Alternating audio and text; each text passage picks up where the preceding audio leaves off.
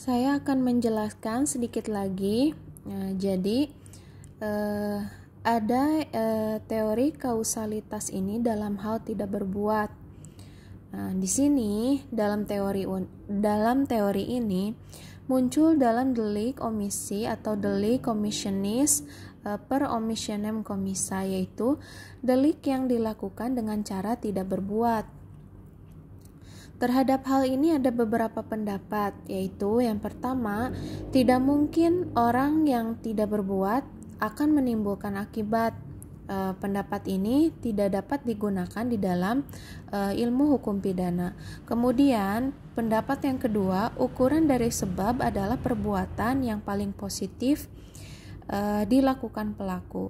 Sebab ini adalah suatu yang dilakukan, jadi teori ini tidak dapat diterima di dalam hukum pidana karena bukan yang paling positif yang menjadi ukuran, melainkan yang ada hubungannya antara sebab dengan akibat.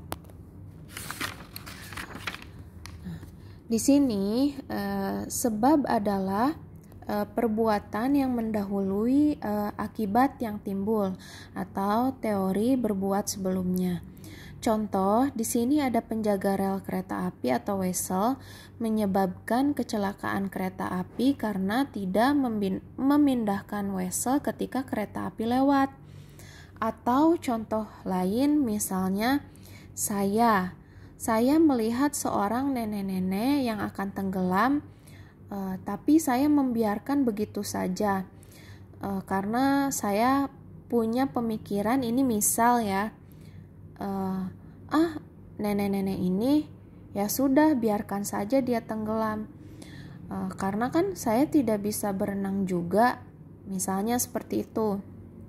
Akan tetapi yang harus saya lakukan, walaupun saya tidak bisa berenang, saya harus menolong nenek-nenek itu dengan cara memberitahu kepada orang lain atau meminta bantuan orang lain. Nah, menurut teori ini yang menjadi sebab adalah apa yang dilakukan penjaga wesel. Begitu juga dengan saya.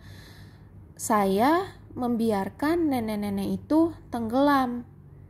Nah, seseorang yang tidak berbuat apa-apa disebut sebab dari suatu akibat. Apabila pelaku mempunyai kewajiban hukum untuk melakukan perbuatan, kewajiban hukum tersebut merupakan suatu norma yang hidup dalam masyarakat, tertulis atau tidak tertulis.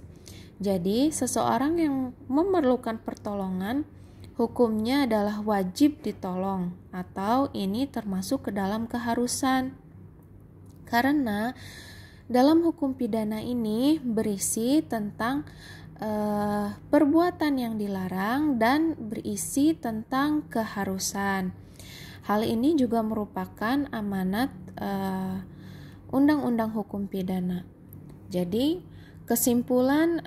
kesimpulannya menurut teori von Kris ini atau teori adekuat memiliki kelemahan karena menggunakan kadarnya kadar yang umum, biasanya pengalaman manusia pada umumnya, atau suatu syarat dari akibat ini adalah suatu keadaan konkret yang dapat mempunyai kadar atau nilai dari suatu sebab.